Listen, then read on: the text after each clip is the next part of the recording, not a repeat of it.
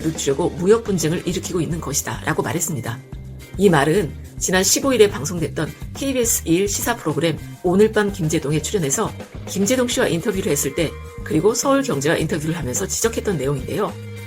아베 일본 총리는 지금 한마디로 표현해서 한국을 저지하려고 그들이 할 수 있는 모든 방법을 동원하고 있다라는 겁니다. 그럼 도대체 일본은 왜 우리 대한민국의 경제 발목을 붙잡고 있을까? 툭하면 김정은에게 한 번만 만나달라고 무조건 만나달라고 사정사정하고 있는 일본 아베 총리가 왜 하필 지금 이런 무리수를 두고 있을까?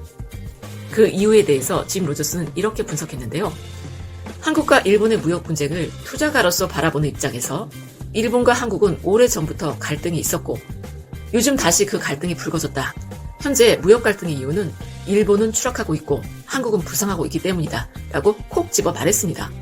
그러면서 일본은 지금 그들이 할 수 있는 모든 방법을 동원해서 한국을 저지하려 하고 있다. 그래서 아베가 이런 경제 보복 조치를 취하고 있는 거다. 그 이유는 아베가 지금 다른 방법을 모르고 있기 때문이다. 아베는 일본의 인구가 감소하고 빚이 늘어가고 있는 것을 알고 있다. 하지만 그냥 한국을 막는 것일 뿐이라고 지적했습니다. 이 말은 곧 일본 아베의 한국 수출 규제는 한국의 통일을 늦추기 위한 행보라고 분석을 하고 있는 건데 한국의 발목을 붙잡기 위해선 지금 아베한테는 다른 방법이 없다는 겁니다. 이것밖에는.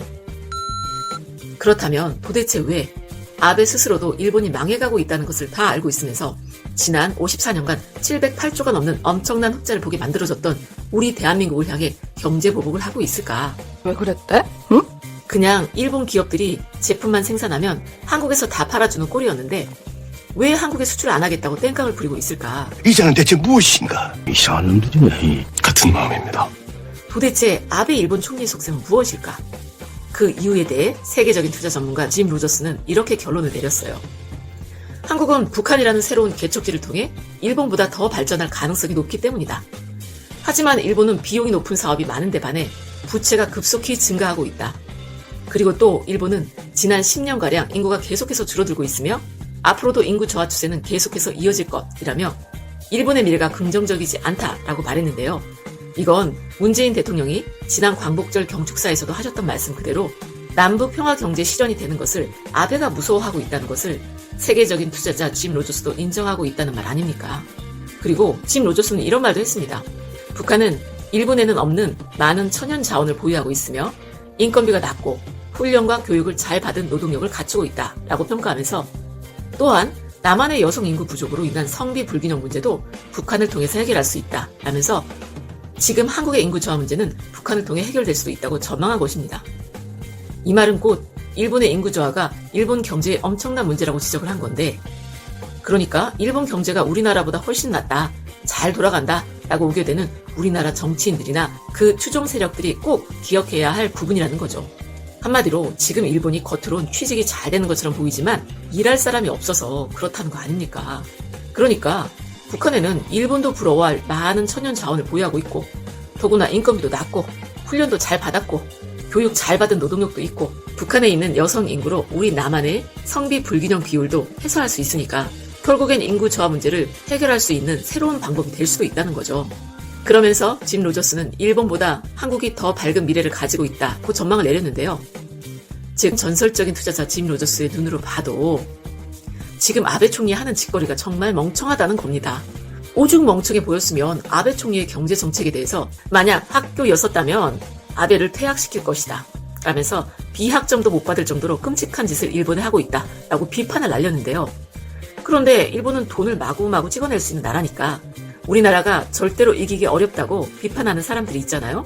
일본 정부는 국채를 마구마구 찍어내고 일본 은행도 마구마구 돈을 찍어내고 그리고 그 찍어낸 돈으로 국채 및 일반 기업들이 채권을 엄청 사들이고 그러면 국가는 각종 사업을 진행하면서 시장에 돈을 폭격하듯이 퍼부어버리고 그렇게 되면 기업의 감세는 덤으로 이루어지니까 이런 일본 통화 정책 때문에 우리와 비교할 수 없는 상황이라면서 일본 불매 운동에 대해서 하나만하다 라고 조롱을 해대는 사람들이 있는데 하지만 짐 로저스는 그건 정말 미친 짓이다 라고 말하고 있습니다.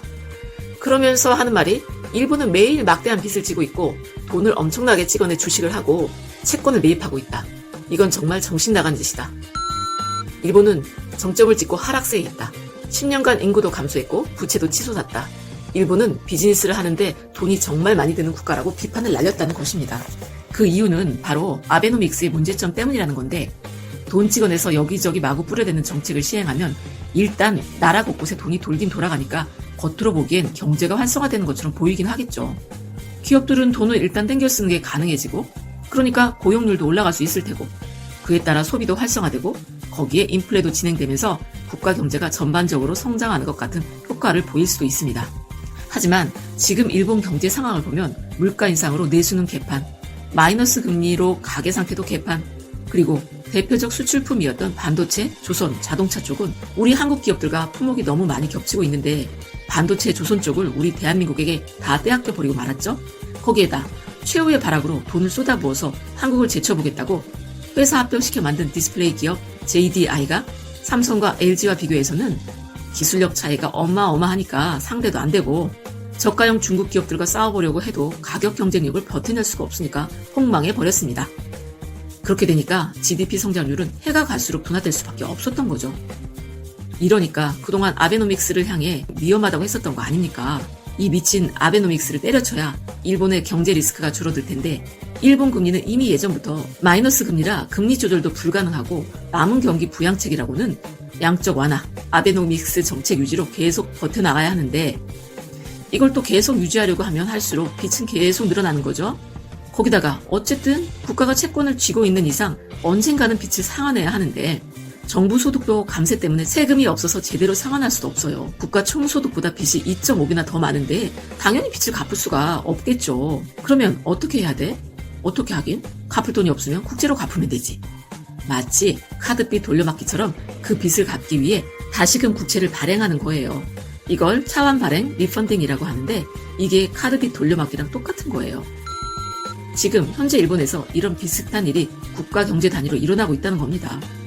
그리고 재난극복, 사회보장 등 기타 정부 예산을 짰는데 예산이 100조 원이 넘어버렸어요. 그런데 일본 총 세입은 그의 70% 수준밖에 안 되니까, 그럼 또 어떻게 해야 되겠어요? 쓸 돈이 없으니까 또 빚을 내는 겁니다. 그래서 올해 일본은 2019년도 예산안을 국가 예산 30%, 최초로 국가 예산의 30%가 넘도록 빚을 내 편성했습니다. 그만큼 국채 발행을 또 했다는 겁니다. 만약에 일반인들이 이렇게 빚져서 빚 갚고 빚내서 빚 갚으면 결국엔 어떻게 되겠어요? 바로 신용불량자 되는 겁니다. 그러니까 짐 로저스가 아베는 일본을 망치고 있다라고 말한 거 아니겠어요. 하지만 반대로 우리나라를 향해서는 한국은 성장하고 있다. 한국은 앞으로 10년, 20년간 전 세계에서 가장 흥미로운 국가 중 하나가 될 것이다 라고 밝은 전망을 하고 있습니다.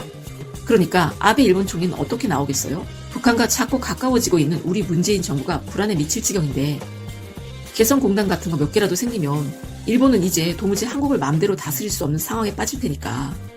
그런데 우리 대한민국의 경제 발전을 방해할 수 있는 방법을 찾을래야 찾을 수 없으니까 무작정 바지가랭이라도 지금 붙들고 매달리고 있다는 거잖아요. 그러니까 아베 입장에서는 앞으로 점점 더 나쁜 방법으로 머리를 대굴대굴 굴려가면서 우리나라를 향해 공격해 올 거라는 예상입니다. 물론 그렇다고 해서 전혀 일본에겐 도움이 되지 않는다는 게 짐 로저스의 예측입니다.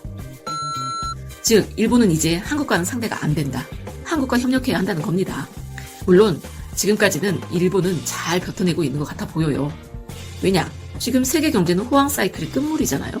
하지만 금융 쪽이나 경제 쪽을 공부하는 사람들, 아니 조금만 아는 사람들이라면 이런 말을 다 알고 있을 겁니다. 세계 경제의 사이클은 10년 주기로 돌아간다. 리먼 브라더스 사태 이후 이제 딱 11년째고, 미중 무역전쟁과 한일 무역전쟁으로 일본 입장에서는 양쪽으로 두들겨 맞고 있는 셈입니다. 그리고 세계 경기는 더더욱 먹구름 일고 있는데, 일본은 이미 금리가 마이너스라 더 낮출 수도 없고, 부채는 재정의 250%가 넘어가니까 더 이상 국가 예산 투입도 불가능한 상태고, 앞으로 빚을 더 지려고 해도 이제 일본 국채를 누가 사려 하겠어요. 이러다가 만약에 글로벌 경제 위기가 발생해서 국채를 더 발행이라도 하게 된다면 엔화 가치는 더 떨어지게 되는 것이고, 그러면 일본에서 달러가 우르르르 빠져나갈 수밖에 없다는 것이지요. 그렇게 되면 일본판 최소 IMF 아니면 최대 디폴트 선언까지 예상할 수밖에 없는 상황이라는 거죠. 그리고 일본 정부는 10월에 소비세 인상을 앞두고 있습니다. 엔저로 인한 인플레와 환율로 인한 물가 상승으로 내수가 둔화되고 있는데, 그걸 알면서도 소비세를 인상하는 이유가 뭐겠어요? 더 이상 돈 찍어내는 건 무서우니까 힘없는 국민들한테 10원이라도 더 빼앗겠다는 거죠. 그러니까 한때는 열성적인 일본 주식 투자자였던 로저스가 일본에 가지고 있던 모든 주식을 다 매각해버리고 지금은 하나도 없다.